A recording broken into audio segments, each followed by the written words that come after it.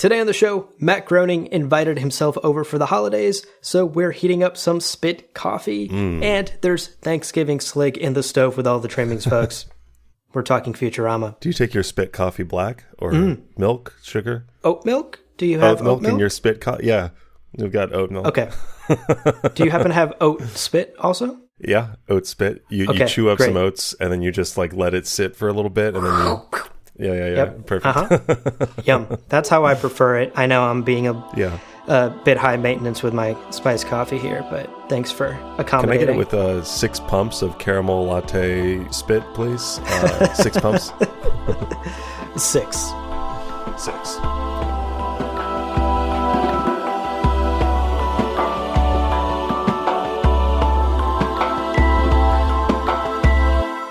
Welcome to Gom Jabbar, your guide to the iconic world of Dune. We'll be exploring the themes, philosophies, and characters found in the sandy depths of this vast universe. From Frank Herbert's groundbreaking novels to the adaptations on film and television, my name is Leo. And my name's Abu. And, hey, it's Thanksgiving. Yes. So here in the States, it's typically this is a holiday week for us U.S. people. That's right. And normally we'd take the week off, but instead we thought, you know what? We love talking about Dune. We got some texts and some emails and some discords about the Dune parody episode of Futurama. Right. So we decided to take this holiday week to talk about this cartoon. Yeah. And here's a special bonus for our patrons out there. Yeah. Over on patreon.com/GomJabbar, you can actually go watch the entire 30-minute watch-along video that we posted. You and I, Leo, sat down, turned on our cameras, and watched this episode of Futurama together, and we recorded it because #everything is content, baby. Yeah. So link in the show notes. Go check out the Patreon if you want to watch that whole video. It's true. It's just a lot of us watching the episode. Well, quickly, before we talk about what this episode is going to look like, let's take care of some quick housekeeping. Yes. And first up, we got a spoiler warning. Today's episode, although we're talking about Futurama, will contain light spoilers for everything up to God Emperor of Dune. Right. So, to be extra super duper safe, make sure you've at least read the first 3-ish books, and a little bit of the 4th book. And hey, if you haven't read past the first Dune book, go listen to our book club. Yeah. We cover every single page. Hell yeah. That's great. What good books. There you go. You don't have an excuse. Go read all the books, listen to the book club episodes. Why are you making so many you're so defensive right now. So many excuses. God Jeez. Damn. I might as well not read anything, okay? I'm just giving up on words. Now, as always, at the top of the show, we want to shout out our Quiznos Cadillac patron, Case Aiken. Yes. Case, thank you so much for your support and your generosity and the delicious subs. All of these jokes will make sense in a little bit when we talk about that. It's true. It's a Futurama joke. If you watch the episode, you got it. It's true. You'll get it later. You can always rewind the episode once we get to it. Yeah. Well, with our housekeeping out of the way, here's the game plan for today's episode. Now, we're going to take just a couple of seconds to recap kind of the synopsis of the episode, so you have some context if you haven't seen it yet. If you don't want to take the 30 minutes to watch along with us on Patreon, you can get a sense of like what happens and where these different references fit in. Right. We're going to break down all of the references that we could find in the episode, and there are quite a few. Yep. And then finally, we're going to wrap up by sharing our favorite moment from the episode, as well as maybe just our broad takeaways. That sounds like a fun episode. I mean, that's the fucking goal, hopefully. I gave up on words. All I have left is podcasts. But before we get into all of that fun junk, we're going to take a quick break. So don't go anywhere. Get your spit ready for that spit coffee we're going to share. That's the sound of that. And we'll be right back right after this.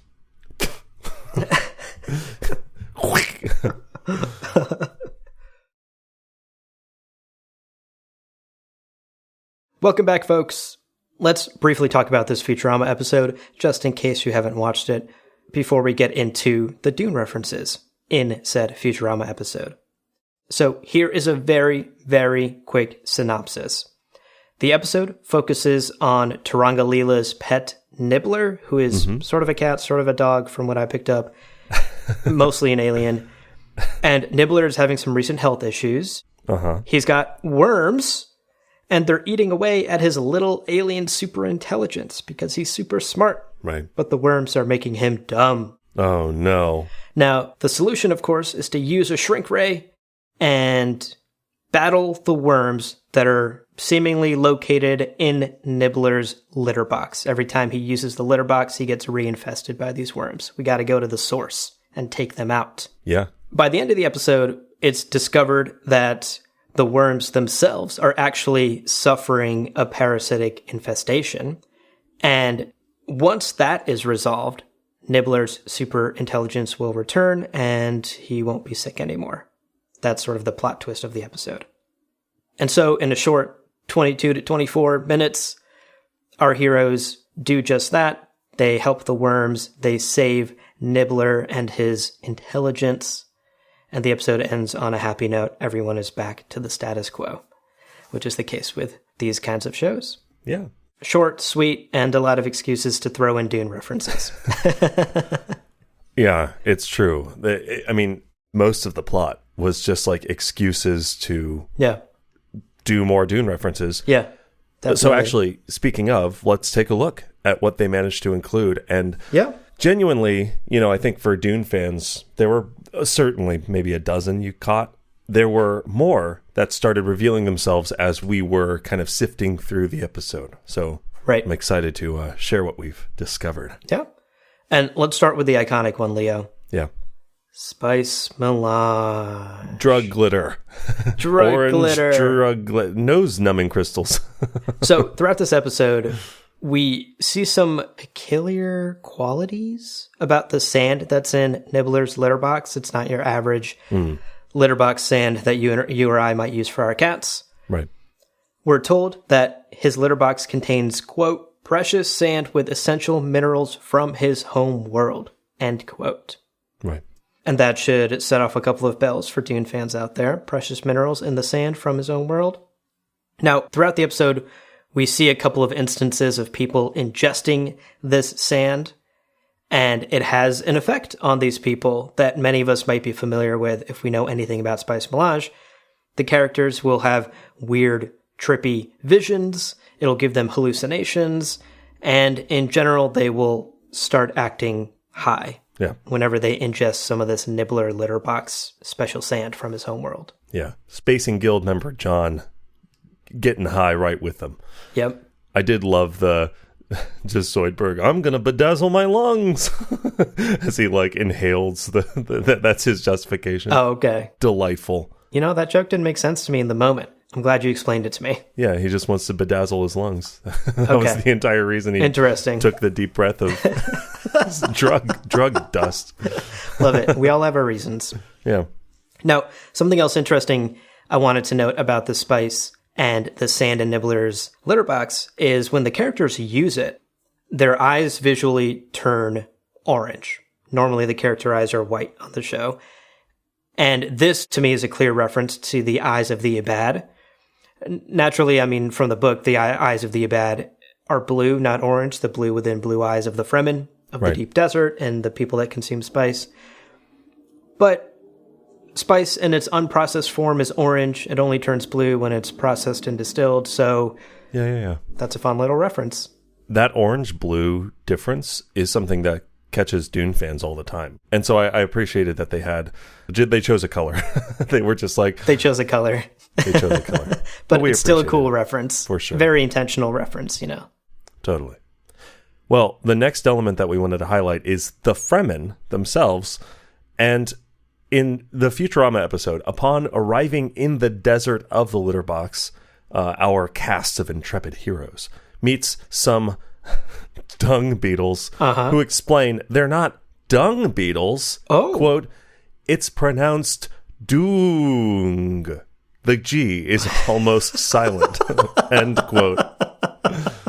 So the Dune beetle matriarch immediately spits in Leela's eye, which is hilarious. Amazing. And Leela's like, oh my God, we're being attacked. Classic Gurney Halleck response. But because Fry happens to be peeing off to the side, the matriarch thanks them for their returned gift of moisture. Right. Delightful. Now, the matriarch explains later in the episode that she's a shaman.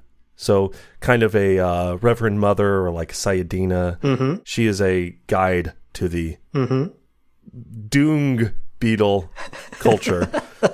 And she uses the sacred chamber to take a heavy dose of the glitter in order to guide their decisions. So amazing. Yeah. A la Spice Agony, you know, that whole thing is basically represented in that very quick reference. Right. Reverend Mothers. Yeah. Yeah. I cracked this joke actually in our watch along video as well, but I love, maybe my favorite joke of the episode, but I love that the G is just silent enough not to cross copyright laws. Yeah. Two thumbs up. I did wonder if they had to consult with the Herbert estate or if because they were so clearly doing like satire, if it falls into like public use. Yeah, or, I'm sure they were fine. Yeah. It's none of it was inflammatory. Although I will go on record and say this might be the best written thing since Frank Herbert passed. Hey, the best written Dune thing since Frank Herbert left. Well, savage take. Savage, yeah, brutal. Sorry, Brian. Write better, and I won't make fun of you. Well, the Dune Beatles have a few more Dune references among their ranks that we wanted to highlight. Right. Now, their residence, the place where they bring everybody after they initially meet, appears to be a giant sand castle, a la like Arrakeen Palace, in the deep desert. But once they're inside of this like magnificent castle, it's just clearly a siege. It's clearly caves and tunnels, and you know, it's clearly that sort of Fremen living. We get a Trader Joe's brand Stilgar, everyone's favorite Navy boy. Right. This one is named Bilgar.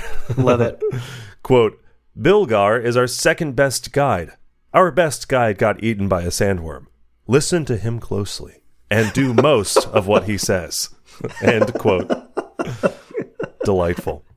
Yeah, that's cute. Now, later, when they're crossing the desert, going from one mound to another mound, Bilgar explains that they must walk without the rhythm of dung beetles.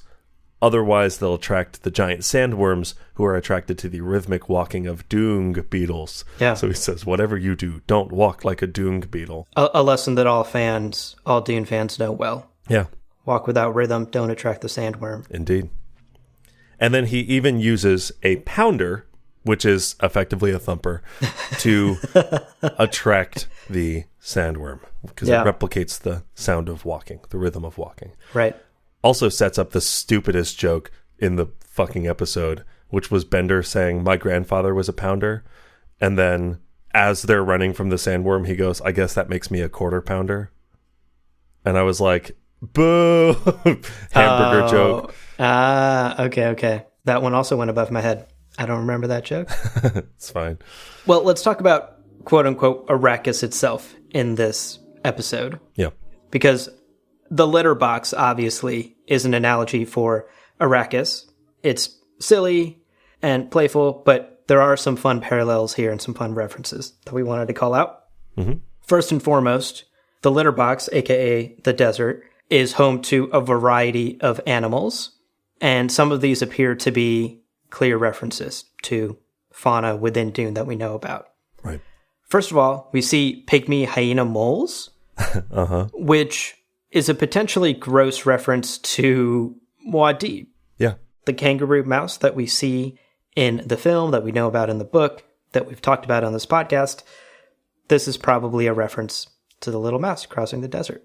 We also see a hairless sand pigeon, which is a desert-dwelling bird, potentially a reference to other desert-dwelling birds that we've come across in the books, the hawks, the carrion eaters that we've seen in chapters like the one where Liet Kynes died. Right. Cool references to Right. potential animals that we've seen in the books themselves. Yeah. And again, kind of deep cut when you think about it, right? Like your Yeah. average person isn't going to be like, we need to have a Muad'Dib mouse reference in here, or we need to have a reference to birds because they're so symbolic in the books. Yeah. Fun to see that. Yeah.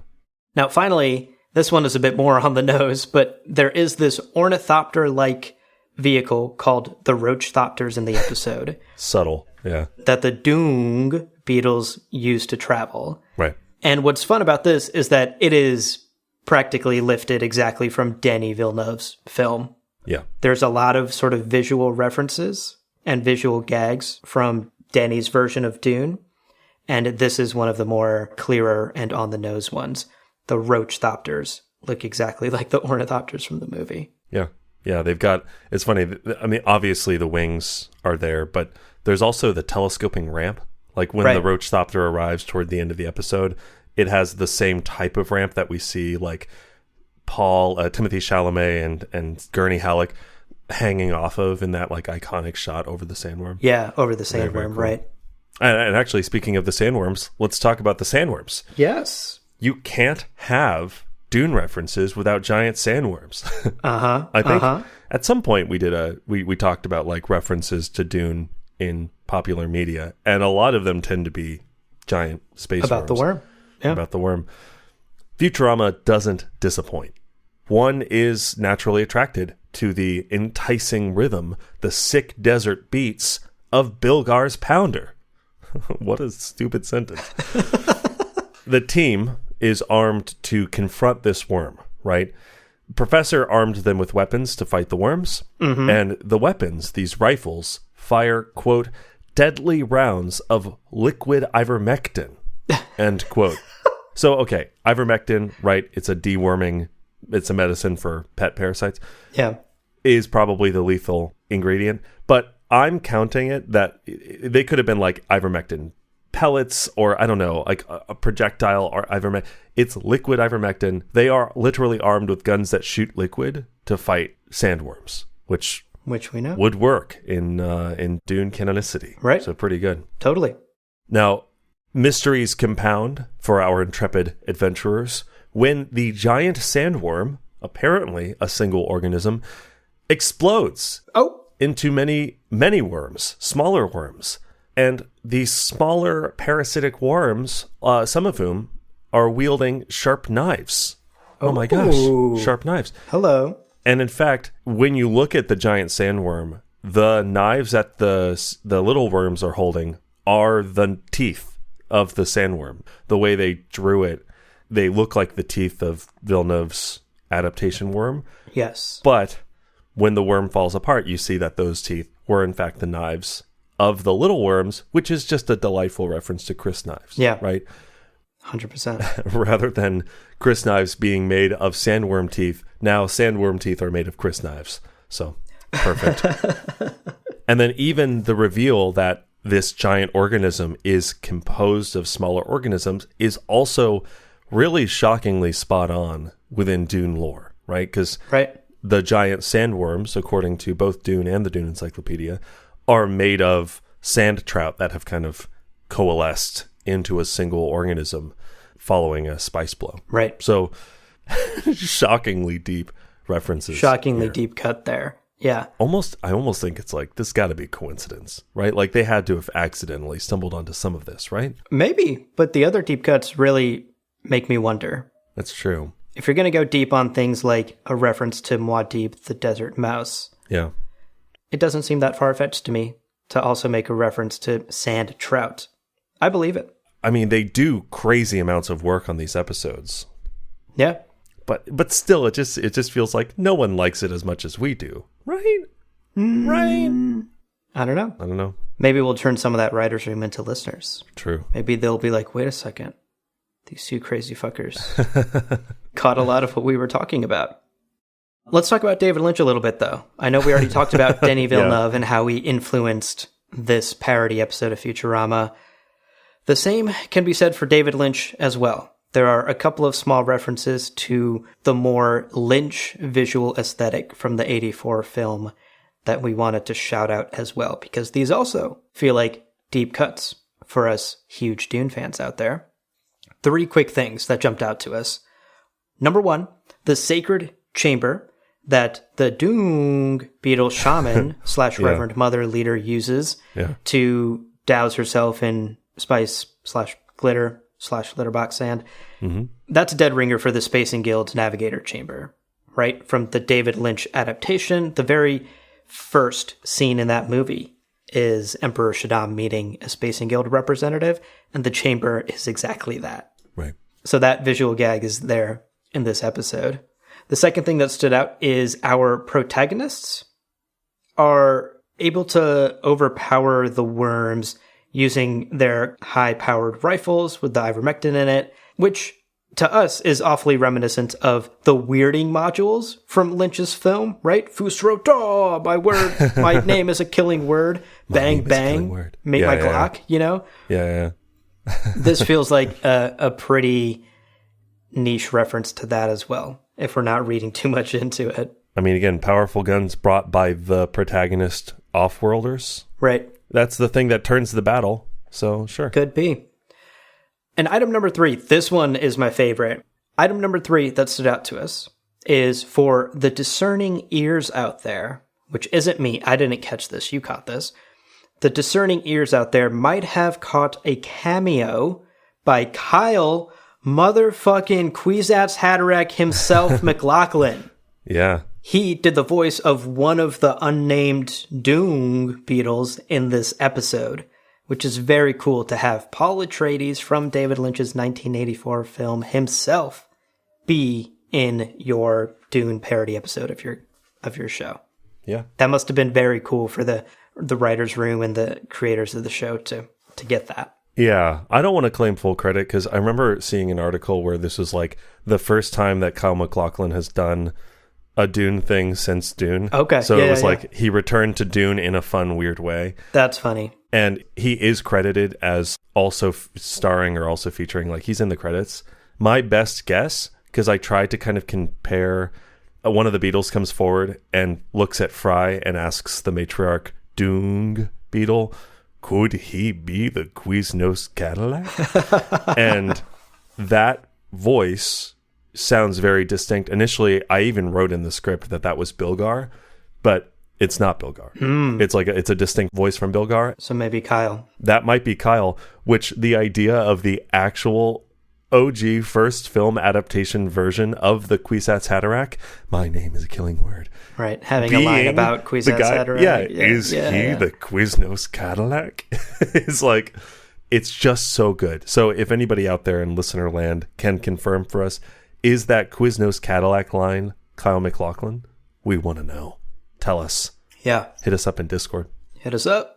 Now, that carries us to our final little thing that we wanted to focus in on. We have some like rapid fire ones, but the last like meteor one that we wanted to talk about is God Emperor of Dune and the Golden Path. What? Crazy. Now, listen. After the big sandworm splits into a lot of little worms, we get a very on-the-nose reference. The king-looking worm, who I think is a returning character in Futurama, but I don't know enough about Futurama to say for sure. Mm-hmm. He declares, quote, I am the God Emperor of Dune, end quote. Which, like, okay, yeah. So you open the can of worms that is God Emperor of Dune references, hell yes.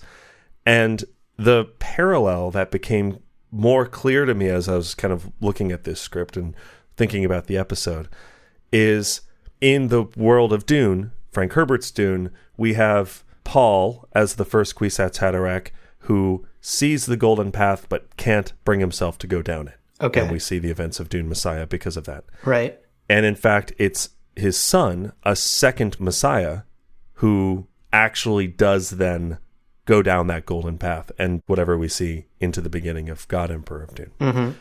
So, okay, that's Frank Herbert's universe. Mm-hmm. In Futurama, Nibbler is Paul, who is like the foretold Lisan al-Gaib. And he basically gives up aka the plot of Dune Messiah. He's like, oh, well, I'm a sacrifice. The worms eat me, and I'm part of nature, and everything is futile. Yeah. Oh, well, my death and sacrifice is necessary. I'm a martyr, you know? Right. Very Paul in Dune Messiah. Now, Leela goes through her own spice agony in the sacred chamber. She sees the deeper truth. Quote, the web of life extends even deeper than Nibbler perceived, end quote, and sets the team upon the actual path to happiness / survival / the end of the episode, the happy end of this episodic series. So this is very much, I think, the same pattern of like, it is not Paul who delivers humanity along the golden path. It is Leto. It is not Nibbler. It is Leela. So that was kind of a fun parallel to the God Emperor of Dune. You really ran with that. You were like, here's my tinfoil hat on top of my tinfoil hat. But listen, it tracks. If they hadn't put in the I am the God Emperor of Dune reference, I would be like, this is me looking too deeply into it. The fact that they even reference God Emperor of Dune, I think, necessitates that someone on the writers' team kind of has an idea of that shape, which is enough to inform the joke. Yeah, totally. I'll also point out that Leela's like, we need to kill the sub-parasites who are weakening the worms, and that's just got to happen, you know. And she kind of makes a joke within the episode of like, whatever, you got to draw the line somewhere. But the reality of like, it's kind of a jihad to like step out, and I think we made that joke during the watch along. It's kind of a buggy jihad. You're stomping out all these little sub-parasites, right? Well, like a necessary evil to get the golden path. Sounds a lot like the God Emperor Dune. Sounds like a jihad to me. Yeah. I truly think the references are there intentionally. Yeah. Same. This writer's room are huge Dune fans, and this episode definitely shows that. Now, to round out our references and our discussion of this episode, a couple of rapid-fire things that we wanted to very quickly go through. Yeah. There's not much depth here, but it is fun to call some of these things out throughout the episode. Yeah. First and foremost, the soundtrack. Yep. Even at the title credits at the start, before we get that familiar Futurama anthem, we get a bit of like Hans Zimmer style, like mysterious music. And it actually repeats throughout the episode a couple of times as well. So there's some clear musical reference to Hans Zimmer's score from the movie. Yeah. Another Denis Villeneuve reference here. There's also the fact that none of the natives of the litter box in this episode use projectile weaponry. They all use melee weapons. And as we know, that's critical in Dune because of shielding technology. Projectile weapons are all but useless in the universe of Dune. So that's fun to see here as well. The only projectile weapons that we see are the ivermectin guns that the quote-unquote off-worlders bring with them. Another fun reference here is about the ecology, this larger theme of ecology in Dune. Toward the end of the episode, Nibbler delivers this like messianic and ecological message. He says, quote, everything is connected, everything is perfect. Yeah. End quote. And I feel like that's an idea that Frank would be quite proud of. That's a conservationist message that he could get behind for sure. Yeah, totally. And another quick reference in the episode is plans within plans, the iconic idea in Dune, plans within plans. In response to one of the sandworms sort of confettiing and blowing up into smaller worms, Zoidberg yells out, quote, it's worms within worms, end quote.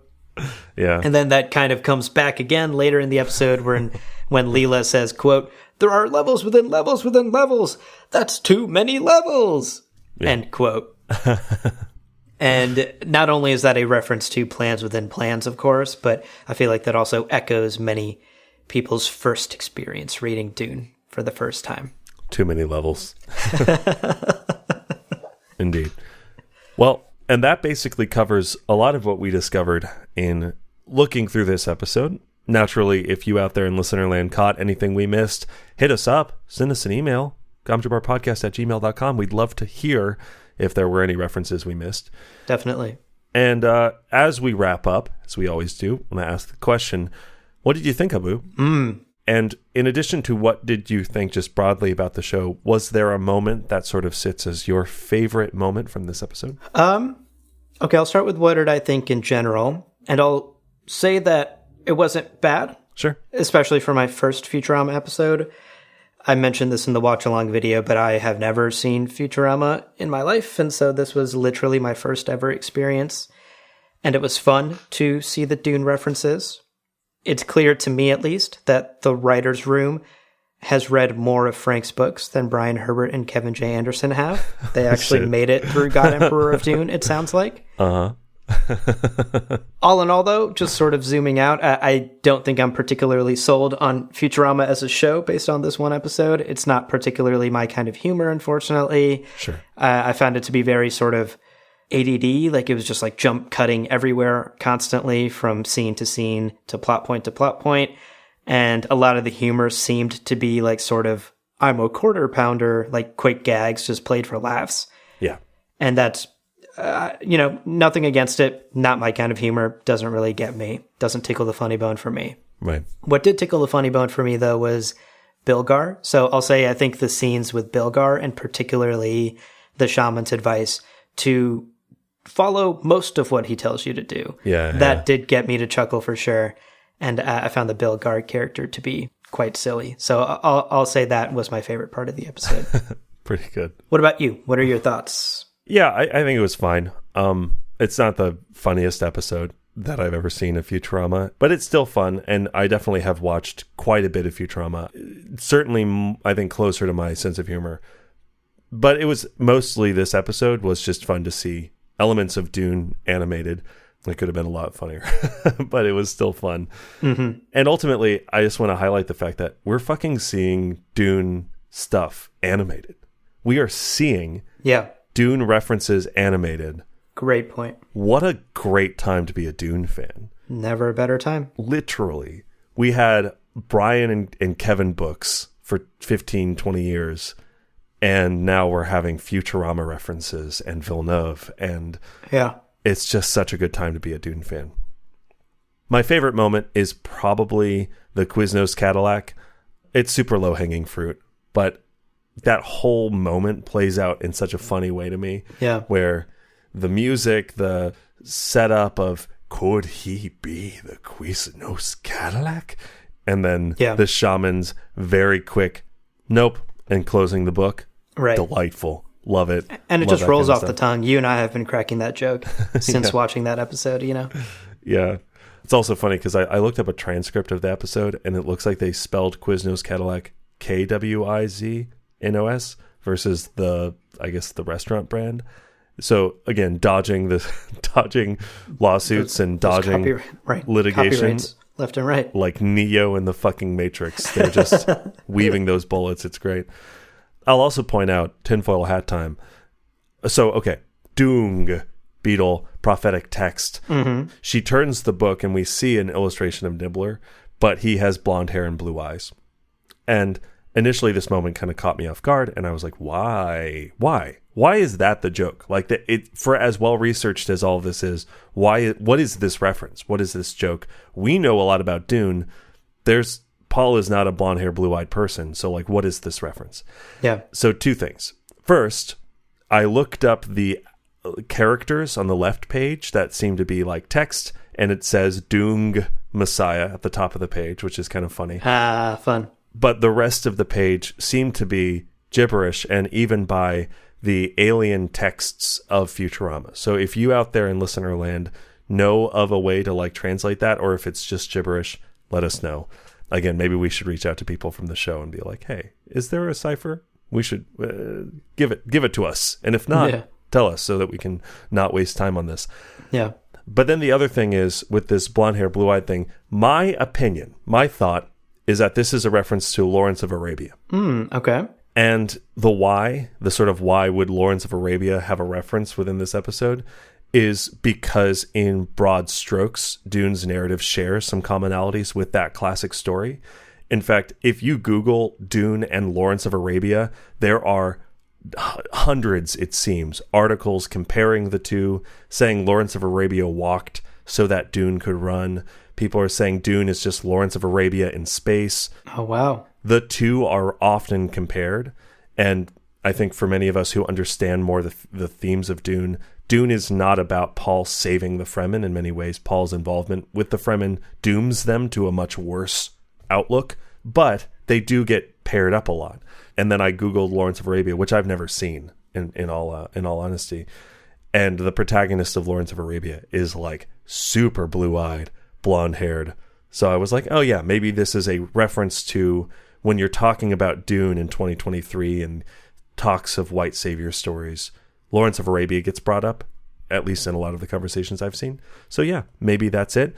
But for you out there in listener land, if you have a better suggestion for why Nibbler is blonde hair, blue eyed, let us know. I'm so curious. I'll ping the Discord, and I wanna see what people think. Sure. Yeah. Anyway, that is as tinfoily as you've ever gotten. I'm impressed. Maybe. You've achieved new heights. You've gone Super Saiyan 2. I mean, listen, I just keep buying tinfoil, and the hat just keeps getting taller. Well, that's our episode, everyone. Thank you for joining us on this, at least United States holiday week. Yes. Hope you're all having a wonderful week if you celebrate. But before we let you go, we have some more reminders of how to support the show, how to keep in touch with us, and, of course, the first way, and we've mentioned it a few times in today's episode, but the first and best way to support us is to become a patron at patreon.com/gamjabar. You get cool benefits like ad-free episodes, weekly blooper clips, and an invite to our Discord server, and we post things like this 30-minute watch-along video that who knows how long it'll be up there, but we have the video file, so if it gets taken down, we'll put it somewhere else. We'll dodge those bullets. Like Neo in the Copyright Matrix. Can't catch us. No, we're untouchable until we're touched, and then we'll try to figure out how to not get touched anymore. But yeah, patreon.com/gamjabar. Your support makes what we do possible, and it means the world to us. Thank you so much to everybody who is a patron. Right. Now, another great way to support the show is to get yourself some great Dune-themed merch from our store, gamjabarshop.com.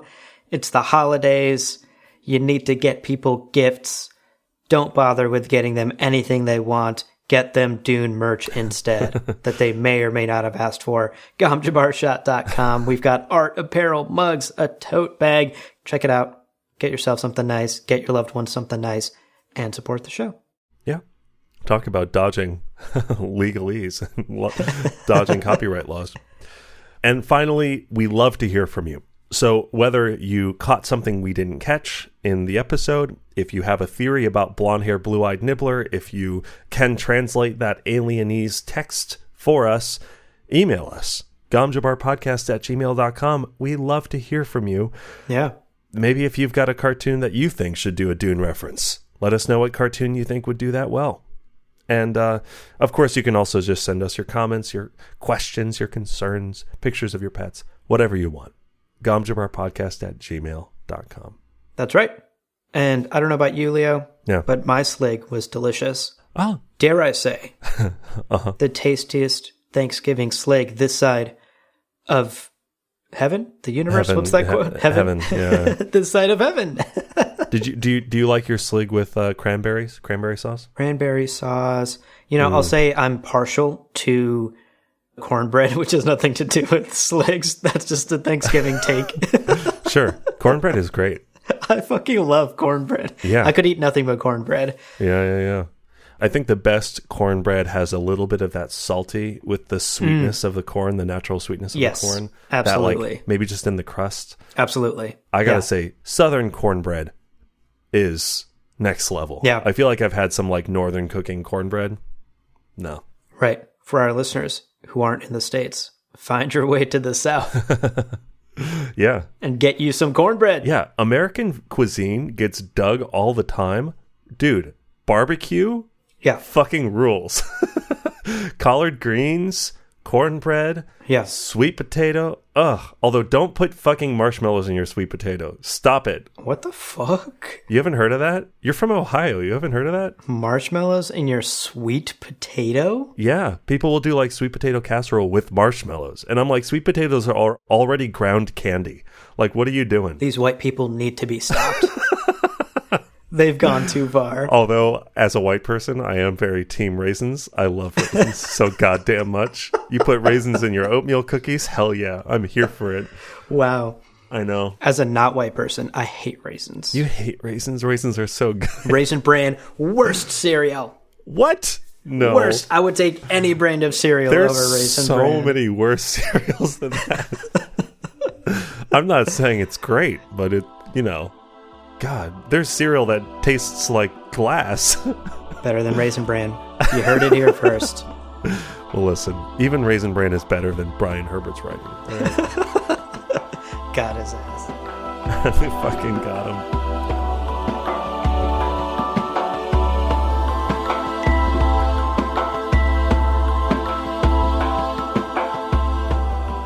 Well, friends, there is no real ending. It's just the place where you stop the recording. But this podcast is always one step beyond logic, so help spread the word of Muad'Dib and leave us a review on Apple Podcasts and Spotify. And be sure to check out the other shows on the Lord Party Podcast Network on lordparty.com. You can also follow us on Twitter and Instagram at lore_party. We're also on TikTok at Gamjabar Podcast. Thank you so much for listening, and remember, whoever controls the podcast controls the universe. We'll see you on the golden path.